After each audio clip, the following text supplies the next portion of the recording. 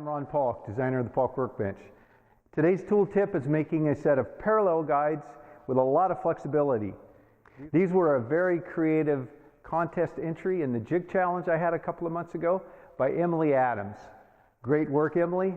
Let's see how they turned out.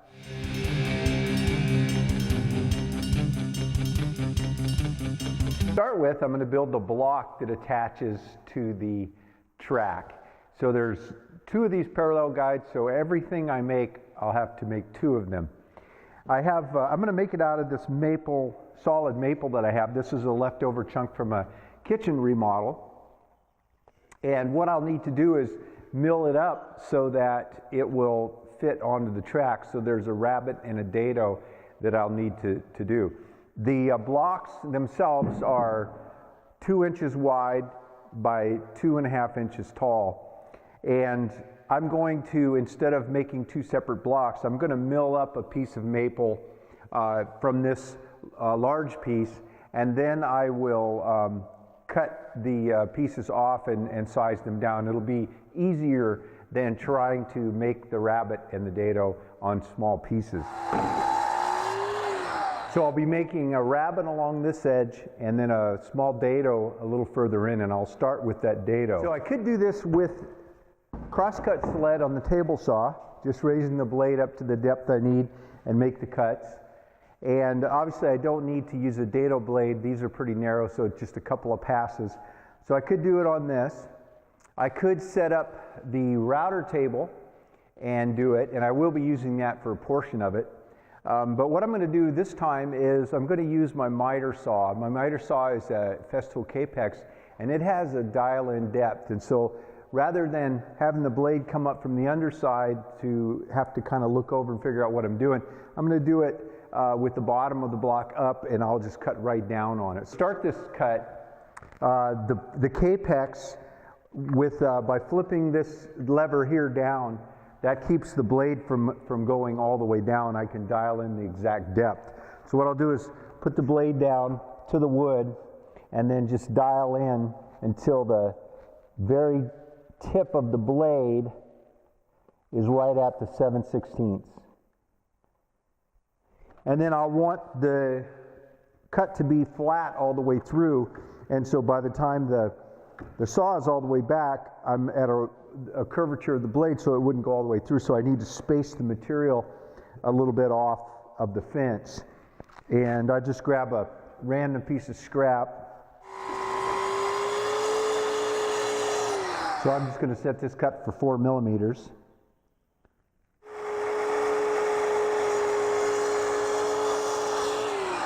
So 2 passes with the miter saw takes care of that. Now the next thing I want to do is I want to start the rabbit. I'm going to be leaving a tongue, and this tongue is 5/16 of an inch wide, and that'll be the inside edge of the rabbit. So I'll make the first cut, and then I just need to make a couple more cuts to plow it out all the way to the edge. And again, we're at the same 7/16 of an inch deep.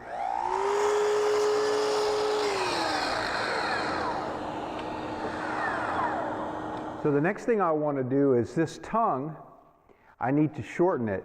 So measured from the bottom of the rabbit back up, it's 1/4 of an inch. So I'll make a mark 1/4 of an inch up, and then I'll plow down the top of this using the same cut on the Capex. Just putting the blade where the mark is.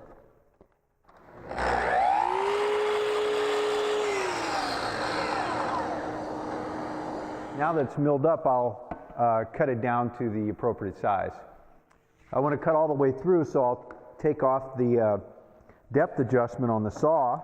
Now these blocks, there's going to be 2 blocks. There'll be enough material here for more than 2, but I'm going to make 2 blocks out of this, and they need to be 2.5 inches long. And now I need 2 of them that will be 2 inches wide, so I'll set up to make 2 2-inch pieces. So now I have 2 blocks that are exactly the same, like that, right on the edge into the track. Next, I'll want to mill out a dado through the middle that's 15/16 of an inch wide centered. So the dado on the bottom will be for this tape measure to be recessed into there, and this is 15/16 of an inch wide, and I'll make it deep enough so that the curvature of it will be, the bottom edge will be flush on the bottom. Okay, so I have a 3/4 inch router bit, and I've got it set to cut up at 1/8 of an inch, and I'll make one pass, and I'll take the other one, make the pass, then I'll bump the fence and make the second pass. Okay, that turned out perfect. Fits right in the slot. I'll be able to, once I cut these, I'll be able to bolt right through. So the next thing I want to do is this tongue. I want to take out a portion of the middle of it right down to the base of the rabbet and the dado. That is where this toilet flange bolt will drop into. So I want it to come down to be able to make contact there, and that's because when this will slide in the track and be what holds this in position. So I'm going to, first I'm going to drill a hole dead center, right where the tape goes. I'm going to drill a hole dead center, and that'll be for this to slide through, and it'll be the proper size that this will freely slide in and out of, and it'll be dead center both this way and this way in that tongue, and then I will take out a portion for the head to be able to drop into.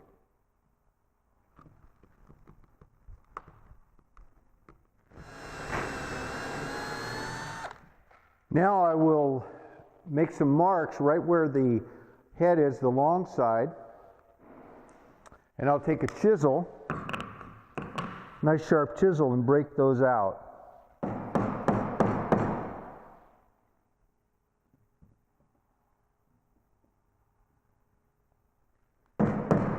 So to finish these blocks up before I actually attach the tape measure, which will be one of the last things I do, I need to take these toilet flange bolts. They'll have to be cut very short, and then I need a nut on it to tighten it down. The saw, when the saw is riding on the track, when it's plunged, the base of the motor almost touches this rail here that this is going to be attached to. So already, even without a knob, I'm going to lose a little cutting depth. And if I add it on much more, I'm going to lose more cutting depth than I'm willing to give up. To make a small knob that I can grab with my fingers to tighten down, I'm going to make this with a hole saw. But if I cut it out first, there's a hole there, and I need a larger hole. Now I could try to drill that out, clamp this in and try to drill that out, but it can get kind of sloppy and make a bit of a mess. So what I like to do is, and I did this with my larger knobs that I made for the stops for the total station. So it's the same kind of thing, just a little smaller knob.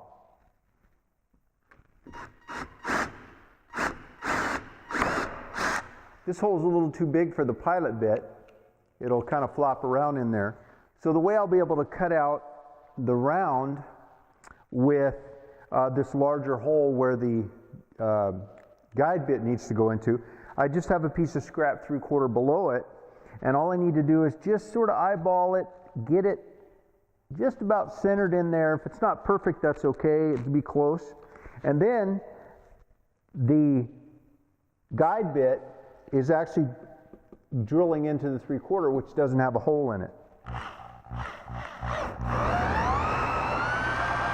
And now I take one of the nuts, it's the proper size for this 1/4-20 toilet flange, it's just a hex nut, and tap it in.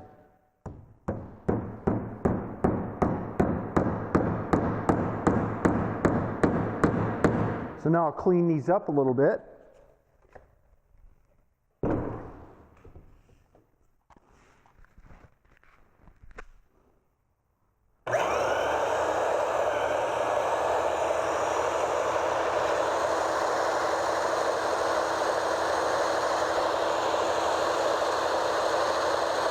Okay, so I have the knobs made, and now what I need to do is cut the screws off so that they don't stick up above. They can be actually slightly inside, so I can make them a little shorter than my mark. This is where a vise would come in handy. I don't own a vise and don't plan on adding one anytime soon, so I make do with the tools that I have.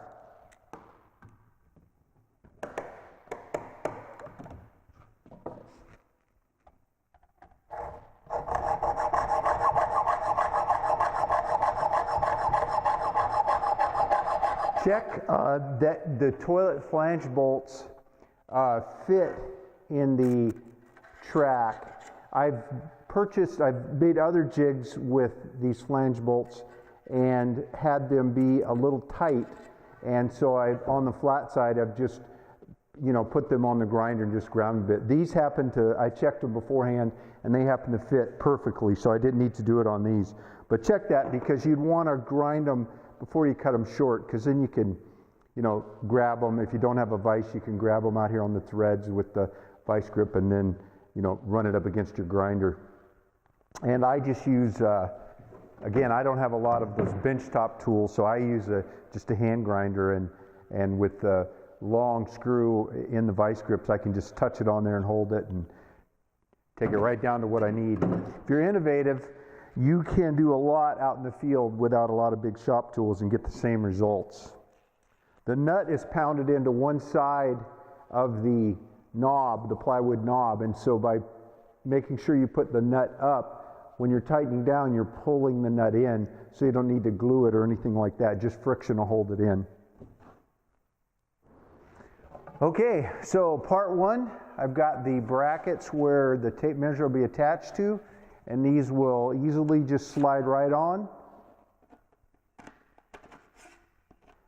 Tighten down right to where you need them, so you don't have to fit them right on the edge. You can just put them anywhere along the track. So if I want to test the depth of the cut I'll be able to get with these parallel guides, I can, right where it's going to come into contact, I could plunge this down and go just above it so I'm not rubbing on it.